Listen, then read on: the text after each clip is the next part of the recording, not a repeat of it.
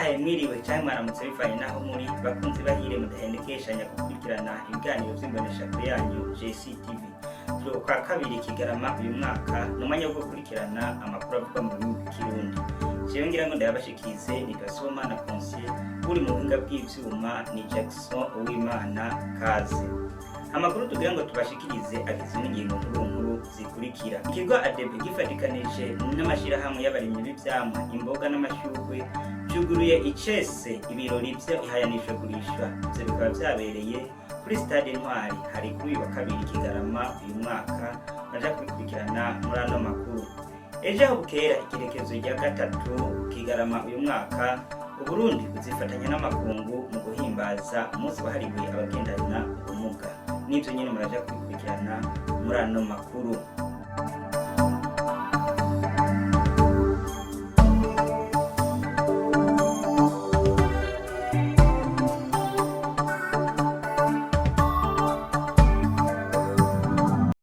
Inkuru imwe ukwayo. Ikigo ADB gifatikanije n'amashirahamwe y'abarimyi b'ivyamwa, imboga n'amashurwe cyuguruye icese ibirori by'ihanishwa gurisha. Ivyo nabyo bikaba vyabereye kuri stade Intwari hari kuri uyu wa kabiri Kigarama uyu mwaka. Desire Musharitse arongoye ikigo ADB yamenyesheje ko igisata cy'ivyamwa, imboga n'amashurwe ari gisata kidasanzwe kandi gikwiye kwitabwaho bidasanzwe kuko gishobora gutuma Uburundi buronka amafaranga y'agaciro. Ni inkuru twatohorejwe na mugenzi wacu Sofone Hicuburundi. Habaye ukugurura icese ihayanisha gurishwa ryateguwe n'ikigo ADB rifatikanije n'amashirahamwe atandukanye asanzwe akorera mu burimyi bw'ivyamwa, imboga n'amashurwe. Ivyo birori bikaba vyabereye kuri stade Intwari kuri uyu wa kabiri Kigarama umwaka wa 2021. Mu ijambo ryiwe, Desire Musharitse, umuyobozi mukuru w'ikigo ADB akaba ari ikigo kijejwe iterambere ry'igihugu, yamenyesheje ko ibidandazwa Uburundi bushora bikiri bike cyane ugereranije n'ibidandazwa mvamakungu biri mu gihugu. Gutyo rero ikigo ADB cyagiye hamwe n'abahinga kugira ngo bateze imbere ivyamwa, imboga n'amashurwe kugira ngo bishogwe ku isoko mpuzamakungu. Leta ikaba iriko irashiraho utwigoro mu guha uturusho abanyamitahe kugira ngo bashobore gushora hanze, ariko ngo hakenewe vyinshi kugira ngo umwimbu w'ivyamwa wiyongere. Isata c'imboga n'ivyamwa mbere n'amashurwe ni gisata tubona yuko ari gisata gishobora guteza imbere igihugu. Ariko uyu munsi uravye uko umwimbu wifashe, uko ugugwa n'amasoko yayo y'ico gisata, urabona ko ari ibintu bikiri hasi cyane.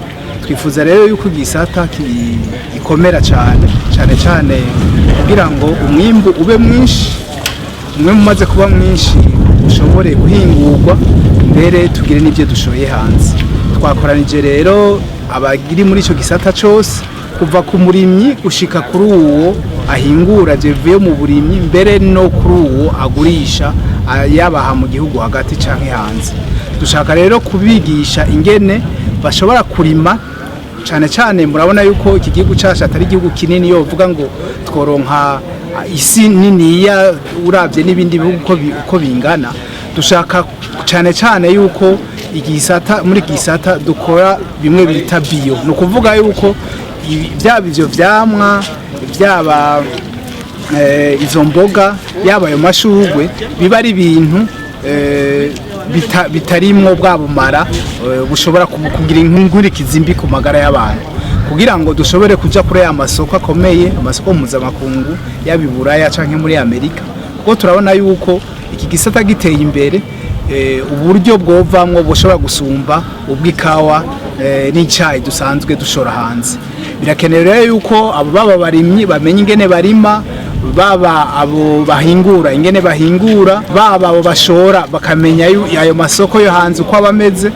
Muri rero imisi ibiri cyane twashatse yuko muri ico gisata bose tubashira hamwe bakumvira hamwe iryo jambo dushaka kubaha kugira ngo duteze imbere ico gisata umwe wese uvyo asanzwe akora. Nayo kubw'umuhanuzi w'umushikiranganje w'uburimyi n'ubworozi yamenyesheje ko ivyamwa bifise akamaro kanini haba ku magara y'abantu canke mu vy'ubutunzi. Kubw'ivyo leta yariyemeje guteza imbere igisata c'ivyamwa, imboga n'amashugwe, igahamagarira abene igihugu na cyane cyane abagwiza tunga guhurumbira ico gisata. Yarangije asaba ikigo BBN gusuzuma neza ko ibidandazwa bikwije ibisabwa n'amategeko kugira ngo bishobore kuja ku rugero rumwe n'ibindi bidandazwa ku isoko mpuzamakungu. Uko musanzwe mubizi, leta mvyeyi kandi nkozi iruhande y'ibiterwa yashize imbere n'ibikorwa bitandukanye bifasha mu kugwiza umwimbu mu gihugu.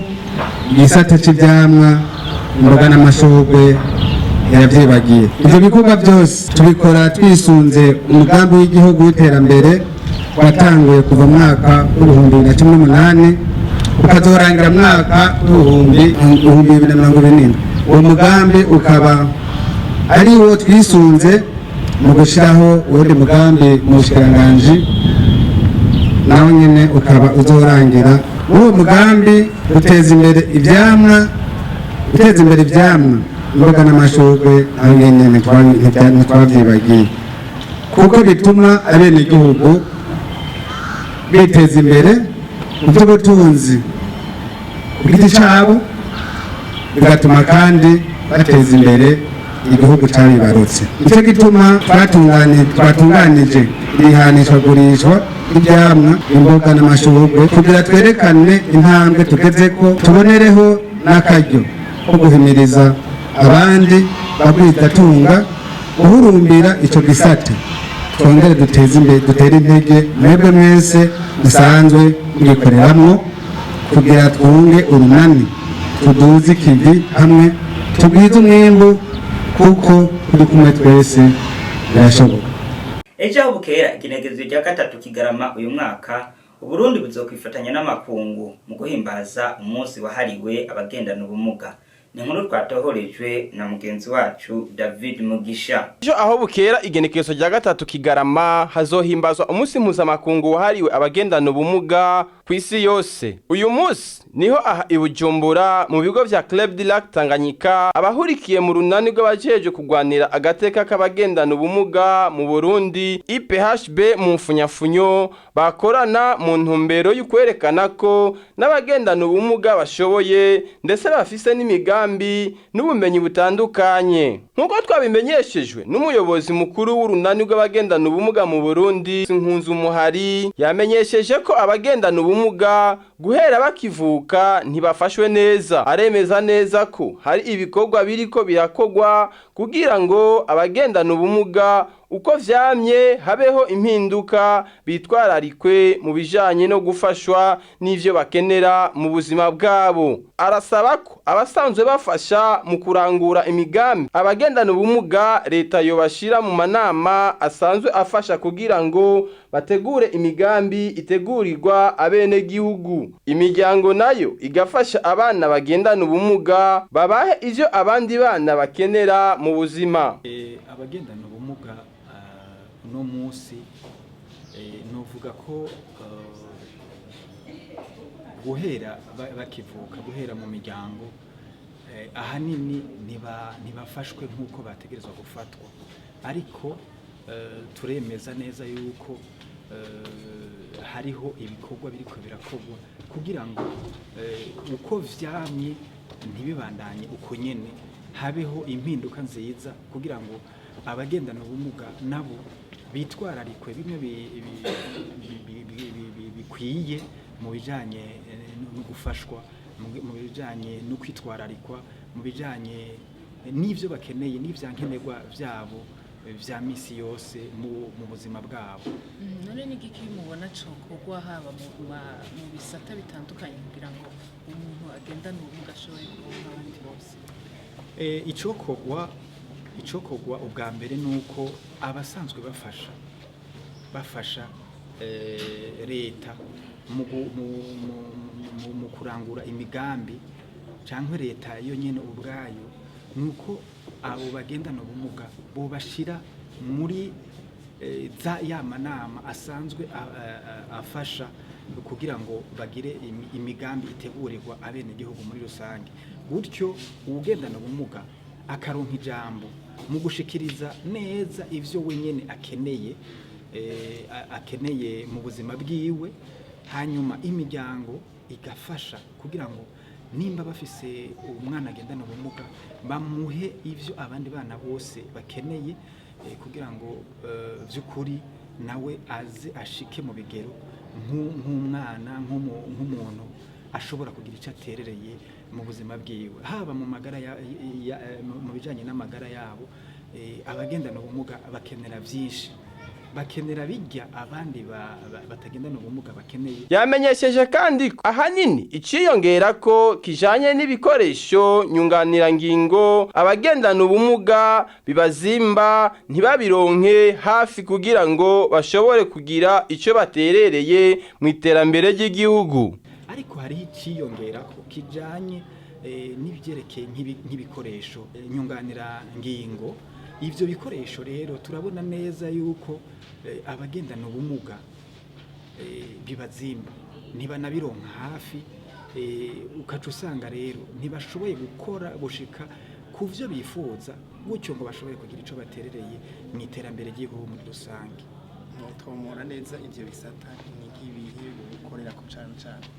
Hariho igisata c'inyigisho n'ubushakashatsi, hariho igisata c'amagara y'abantu, hariho igisata c'ibijanye no kuronka akazi, hariho igisata kijanye n'ibi vyo kwiyunguruza, kumenya amakuru, kwinonora imitsi kugira ngo abagendana ubumuga nabo baronke bijya uwundi atagendana ubumuga nawe aronka, canke umwitwarariko bagirira barya bandi batagendana ubumuga, bamenye yuko uwugendana ubumuga wewe abikeneye gusumvya mbere nabo batagendana ubumuga. Umuhinga mu gutwenza abantu uwo nawe ni Minani Fleury azwi ku izina rya Mutima, yashize umukono ku masezerano yagiranye n'ishure International University of Equator. Idonido na David Mugisha. Umuhinga mu gutwenza abantu Minani Fleury azwi ku izina rya Mutima Locomedie ahejeje gutera umukono ku masezerano n'ishirahamwe rya Kaminuza International University of Equator. Ayo masezerano akaba arayo kumenyekanisha ibikorwa by'iryo shure biciye ku radio FM y'iyo universite isamiranira ku murongo wa FM megahertz 96.5. Iyo radio ikaba isanzwe isamiranira mu kiyaya Chimbo.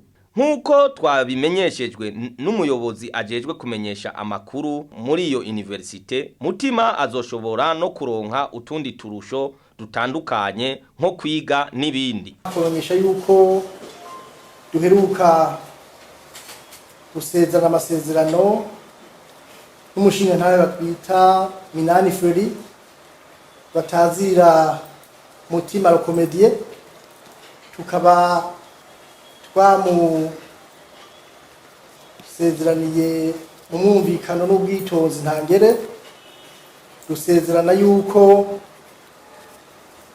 tumuhaye igisata cyo kumenyekanisha radio Equateur bita Channel E.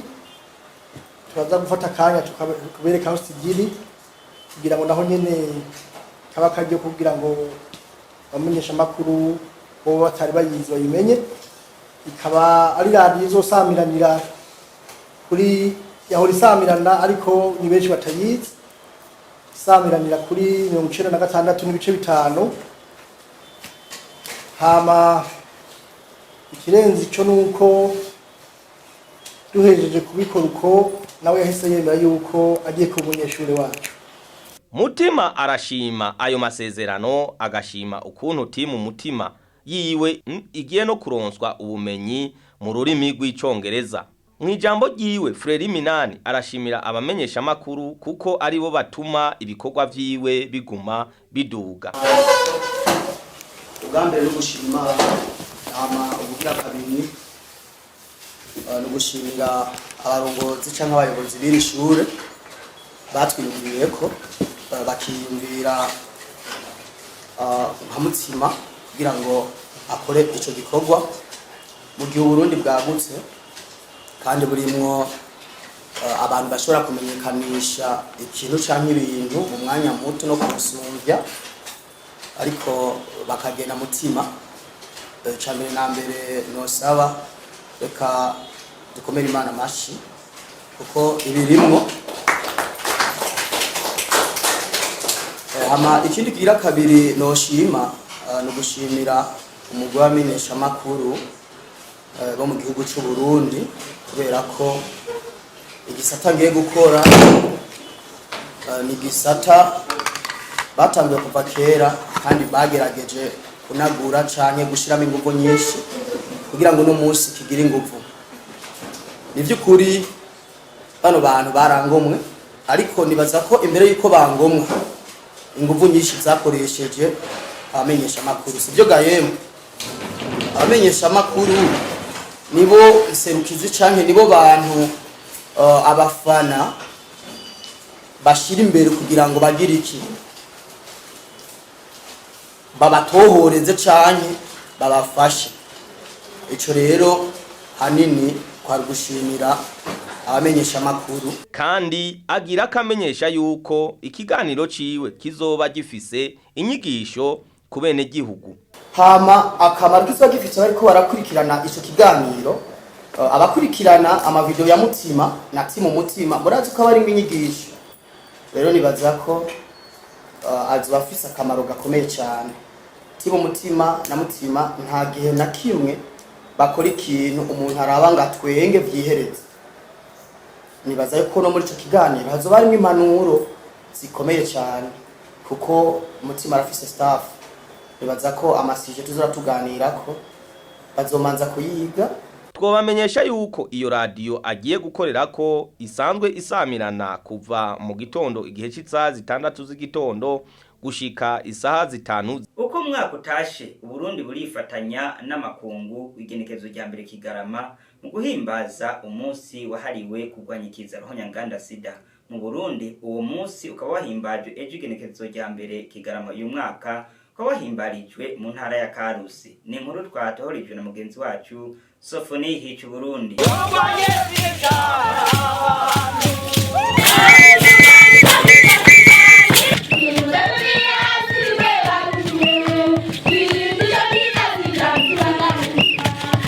Umutambukanyi wa nyenicubahiro umukuru w'igihugu cy'u Burundi yateye iteka ibiro byo guhimbaza umunsi mukuru mpuzamakungu wahariwe kurwanya ikizero nyanganda sida. Ibirori bikaba byabereye muri komine Bugenyuzi intara ya Karusi kuri uyu wa mbere Kigarama umwaka wa 2021. Icivugo cy'uno mwaka akaba ari gushira abene gihugu ku rugero rungana niyo nzira yo gutuda sida n'ibindi biza. Umutambukanyi w'umukuru w'igihugu cy'u Burundi akaba yateye intege abagendana umugera wa sida na cyane cyane bantaho nikora aho yari yagiye abatekereye agakemanyi ko kubashigikira kagizwe n'ibitenge hamwe n'ibifungurwa bitandukanye. Ugwaruka akaba yaruhamagariye kwirinda ibyayora mutwe kuko birukwegera mu ngeso mbi nyinshi nk'ubusuma, kutumvira abavyeyi, guheba amashure, tutibagiye ubuhumbu bushobora gutuma gwandura cyakiza ruhonyanganda sida. Abavyeyi nabo akaba yabahamagariye kugarukira indero y'abana yo kuziko ngo ntibabarekere ubuhinga bwa none ngo bubigishe. Nayo abarongoye abandi abahimiriza gufata iya mbere mu ngeso nziza kugira ngo batange akarorero keza kubo barongoye. Kuno musi igenekezo rya mbere Kigarama umwaka wa 2021 Uburundi bifatikanije n'ibindi bihugu byo kw'isi yose mu guhimbaza umunsi mpuzamakungu wahariwe kurwanya ikizero nyanganda sida. Turi n'iteka rero cyo kwifatanya namwe mwese kugira ngo turimbure aho tugejeje umugambi wo kurandurana n'imizi ikiza sida gushika mu mwaka w'2030. Uyu munsi nakajya ko gusubira kwibukanya ko tukiri mu rugamba ko guhangana n'ico kiza sida n'ingaruka mbi zaco mu miryango yacu. Naho tumaze gutera intambwe iboneka mu bijyanye no kurwanya ikiza ruhonyanganda sida hacibonekeza inyifato zitabereye zituma umugera wa sida ubandanya ukwiragira mu gihugu. Aha twovuga akaboregwe, kunywa ibiyaruraramutwe, gufata ku ngufu abakenyezi n'abigeme tutibagiye n'abagabo ndetse n'imisore. Waruka nimwirinde ibiyaruraramutwe mu bita nk'akanuka. Ibiyaruraramutwe nibyo byica umunezero uri muri byo, ahubwo bibakwegera mu ngeso mbi nyinshi nk'ubusuma, kutumvira ababyeyi, guheba amashure, tutibagiye ubuhumbu bushobora gutuma mwandura ico kiza ruhonyanganda sida. Aho kuja mu gakuku mu marigara, nimuje mu mashirahamwe mwiteze imbere kandi muteze imbere n'igihugu cabibarutse. Twagomba kandi tubahanure dushimitse ngo mwirinde ubusambanyi bwo nzira y'amabi menshi. Utanduye umugera wa sida ushobora kwandura indwara zifatiye mu bihimba by'irondoka, inda z'ishushu nazo nyine zidasigaye inyuma. Ababyeyi dusanga ibanga ryo kurera, nagira ngo abasabe ngo tugaruke ku ndero y'abana, ya ndero yo ku ziko, kugira tugarukire imico n'akaranga byamye biranga ba sokuru bacu. Nibyo ababyeyi benshi bitwararika kurondera ibitunga imiryango, ibitunga abana, kurondera uburyo bwo kubasomesha amashuri, ibyo kubafungurira, ibyo kwambara ndetse n'ibyo babeshaho bindi. Ariko ababyeyi b'ubu ntibacitwararika kuganiriza abana. Hariho abana benshi bagwa mu isanganya no kutamenya kubera ababyeyi mutabaganiriza. Abana baba batubwiye yuko ata mubyeyi aba yaramubujije ibi na biriya, ugasanga yaguye mu ruduni. N'abarongoye abandi mu nzego zitandukanye, mwebwe mukwiye gufata iya mbere mu myifato nziza kugira ngo mutange akarorero keza mu guhimiriza n'abo murongoye no gushyira ingufu hamwe mu kurwanya ikiza ruhonyanganda sida. Aho ndabivuga ko hari usanga nk'umwigisha ari we ruhanuye abana reze, ugasanga baja kubashurashuza. Nibatanga akarorero rero nk'ababyeyi barezi mu bindongozi koko mu gufasha kandi kugira ngo abanduye bose uwo mugera wa sida bashobore kuronswa vyankenerwa ku rugero rumwe kandi hatabaye impunzi. Mu kurangiza ijambo ryiwe akaba yashimiye ibihugu n'amashyirahamwe asanzwe afasha Uburundi mu gisata cyo kurwanya ikiza ruhonyanganda sida nka Leta Zunze Ubumwe za Amerika ibicishije muri PEPFAR, USAID, ONU SIDA, OMS, UNICEF, FINIWAPE n'igihugu cy'Ubushinwa cyafashije mu gutegura ibirori byo guhimbaza uwo munsi mukuru. Bakunzi mwariko mudukurikirana, ino ngaha turangirije amakuru twari twabateguriye, tubifurize kumererwa neza mu byanyu no mu banyu. Nagahwane.